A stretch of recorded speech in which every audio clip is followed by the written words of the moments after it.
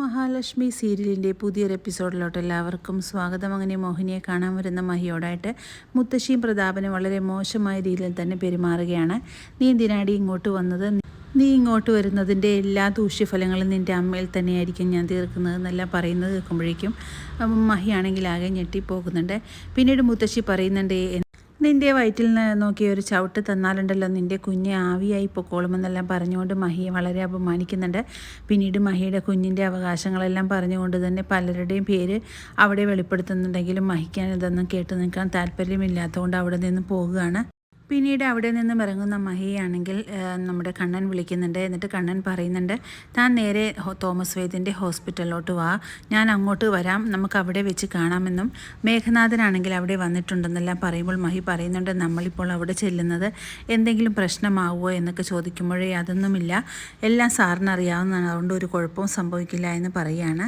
പിന്നീട് മുത്തശ്ശിയാണെങ്കിൽ മഹിയുടെ കുഞ്ഞിനെ കൊല്ലാനുള്ള എല്ലാ ഗൂഢതന്ത്രങ്ങളും ആലോചിക്കുകയാണ്. അങ്ങനെ പ്രതാപം പറയുന്നുണ്ട്, അവളാണെങ്കിൽ ഒന്നിടവിട്ട് അവളുടെ മകളെ കാണാനായിട്ട് പോകുന്ന പലഹാരത്തിൽ നമുക്ക് എന്തെങ്കിലും പൊടി കലർത്തി അവളുടെ കുഞ്ഞിനെ ഇല്ലാതാക്കുക, അതൊരു നല്ല ഐഡിയ ആണെന്നല്ല മുത്തശ്ശി പറയുന്നുണ്ട്. എന്നിട്ട് പറയുന്ന നമ്മളുടെ മോളുടെ മുഖത്തെ ചിരി ഇന്ന് നന്നായിട്ട് തന്നെ നമ്മൾ കണ്ടതാണ്, അതൊരിക്കലും നമുക്ക് ഇടവരുത്തരുതമ്മേ എന്നെല്ലാം പറയുകയാണ് പ്രതാപനും മുത്തശ്ശിയും.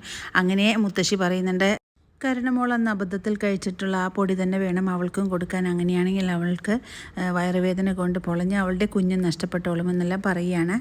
പിന്നീട് തോമസ് വൈദ്യൻ്റെ ഹോസ്പിറ്റലിലോട്ട് ഇറങ്ങാൻ പോകുന്ന മഹിയോടായിട്ട് ലേഖ പറയുന്നുണ്ട്, അവിടെ ആ മേഘനാഥനുണ്ട്, അവനെ സൂക്ഷിക്കണം, അയാൾ എന്തെങ്കിലും ചെയ്യുമോ എന്ന് എനിക്ക് പേടിയുണ്ട്, കാരണം അയാൾ ഇപ്പോൾ ഒന്നും എഴുന്നേക്കുക ഒന്നും ഇല്ലെങ്കിലും അവനാൾ ശരിയല്ല, അതുകൊണ്ട് നമ്മൾ ഒരുപാട് സൂക്ഷിക്കേണ്ടതുണ്ടെന്നെല്ലാം അനന്തുവിനോടായിട്ട് ലേഖ പറയുന്നുണ്ട്. ഇത് കേൾക്കുന്ന അനന്തുവുമാണെങ്കിൽ ആകെ വല്ലാതെ ആകുന്നുണ്ട്, ഇനി എന്തെങ്കിലും പ്രശ്നമുണ്ടാകുമോ എന്നെല്ലാം ഓർത്ത്. പിന്നീട് തോമസ് വൈദ്യൻ്റെ അടുത്തെത്തുന്ന മഹിയാണെങ്കിൽ തോമസ് വൈദ്യനോടായിട്ട് ചോദിക്കുന്നുണ്ട്, അവൻ ഏത് റൂമിലാണ് കിടക്കുന്നത്, എനിക്കൊന്ന് നേരിട്ട് കാണണമെന്നെല്ലാം പറയുകയാണ്. അതും പ്രകാരം തോമസ് വൈദ്യൻ റൂമെല്ലാം പറഞ്ഞു കൊടുക്കുന്നു. മഹിയാണെങ്കിൽ അങ്ങോട്ടേക്ക് ചെല്ലുന്നുണ്ട്. മഹിയെ കാണുന്നതും നമ്മുടെ മേഘനാഥനാണെങ്കിൽ ആകെ ഒന്ന് ഞെട്ടുന്നുണ്ട്. കാരണം ഇവളെന്തിനാണ് ഇപ്പോൾ എൻ്റെ മുറിയിലോട്ട് വരുന്നതെന്ന് ചോദിക്കുകയാണ്.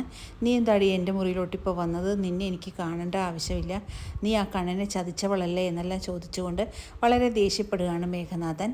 നിനക്ക് ആ ചങ്ക് പറിച്ച് തന്നവനാടി കണ്ണൻ, ആ കണ്ണനെയല്ലേ നീ ചതിച്ചിട്ട് പോയതെന്നെല്ലാം മേഘനാഥൻ മഹിയോടായിട്ട് ചോദിക്കുമ്പോൾ മഹി പറയുന്നുണ്ട്, അതേപ്പറ്റിയൊന്നും നീ സംസാരിക്കേണ്ട കാര്യമില്ല, കണ്ണേറ്റൻ്റെ പകുതി സ്വത്തുക്കളുടെ അവകാശം ഇപ്പോൾ എൻ്റെ പേരിലാണെന്നെല്ലാം മഹി പറയുന്നത് കേട്ട മേഘനാഥനാകെ ഞെട്ടിത്തെറിച്ച് പോവുകയാണ്.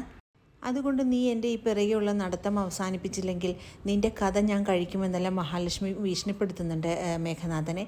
കണ്ണേട്ടൻ മാത്രമേ എനിക്കെതിരായിട്ടുള്ളൂ, ബാക്കി എല്ലാവരും ഇപ്പോഴും എൻ്റെ കൂടെ തന്നെയുണ്ട്.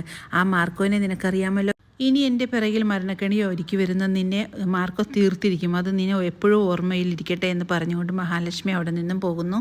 മഹാലക്ഷ്മി പോയതിന് ശേഷം റൂമിലോട്ട് വരുന്ന തോമസ് വൈദ്യനോടായിട്ട് മേഘനാഥൻ ചോദിക്കുന്നുണ്ട്, സാറല്ലേ പറഞ്ഞത് അവളിവിടെ വന്നു കഴിഞ്ഞാൽ ആട്ടിയിറക്കുമെന്ന്, എന്നിട്ട് അവൾ ഇവിടെ വന്നിട്ട് സാറൊന്നും പറഞ്ഞില്ലേ എന്ന് ചോദിക്കുമ്പോഴേക്കും അതൊക്കെ എന്ത് ചെയ്യാൻ പറ്റും, പെട്ടെന്നൊരാളുടെ മുഖത്ത് നോക്കി എന്ത് പറയാനാണ്, ഞാൻ അയാളെ മൈൻഡ് ചെയ്തു പോലുമില്ല എന്നെല്ലാം തോമസ് വൈദ്യൻ പറയുന്നത് കേട്ട് മേഘനാഥൻ ചോദിക്കുന്നുണ്ട്, സാറേ എനിക്കൊരു സംശയമുണ്ട്, അച്ഛനാണെങ്കിൽ തോമസ് വൈദ്യൻ്റെ ചികിത്സയിൽ ചെറുതായിട്ടൊക്കെ എഴുന്നേറ്റ് നിൽക്കാൻ തുടങ്ങിയിട്ടുണ്ട്, അപ്പോൾ കണ്ണൻ ഒരു മാറ്റവും ഉണ്ടാകില്ലേ എന്ന് ചോദിക്കുമ്പോഴേക്കും തോമസ് വൈദ്യൻ പറയുന്നുണ്ട്, അതൊന്നും ഇപ്പോൾ പറയാൻ പറ്റില്ല, കണ്ണൻ്റെ സ്ഥിതി വളരെ മോശമാണ്, ഒരുപാട് വർഷങ്ങളായതുകൊണ്ട് കണ്ണനെ ഒരുപാട് ചികിത്സിക്കേണ്ടി വരും, അതുകൊണ്ട് ഇത്ര പെട്ടെന്നൊന്നും കണ്ണൻ എഴുന്നേറ്റ് നടക്കുമെന്ന് എനിക്ക് തോന്നുന്നില്ല എന്ന് പറയുന്നത് കേട്ട് മേഘനാഥന് ചെറിയൊരു സംശയം ഉണ്ടാകുന്നുണ്ട്.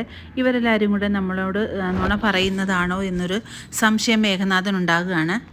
അതേസമയം മേഘനാഥനാണെങ്കിൽ ആ ഞെട്ടിക്കുന്ന കാഴ്ച നേരിൽ കാണുകയാണ്. ഇത് കണ്ട് ഞെട്ടിത്തെറിച്ച് പോവുകയാണ് മേഘനാഥൻ. തോമസ് വൈദ്യൻ പറഞ്ഞത് നുണയാണെന്ന് തന്നെ മേഘനാഥൻ അതിൽ നിന്ന് തന്നെ മനസ്സിലാക്കുന്നു. അങ്ങനെ വളരെ ത്രില്ലിംഗ് ആയിട്ടുള്ളൊരു എപ്പിസോഡുകളാണ് ഇനി വരാനിരിക്കുന്നത്. പുതിയൊരു എപ്പിസോഡിനായിട്ട് നമുക്ക് കാത്തിരിക്കാം.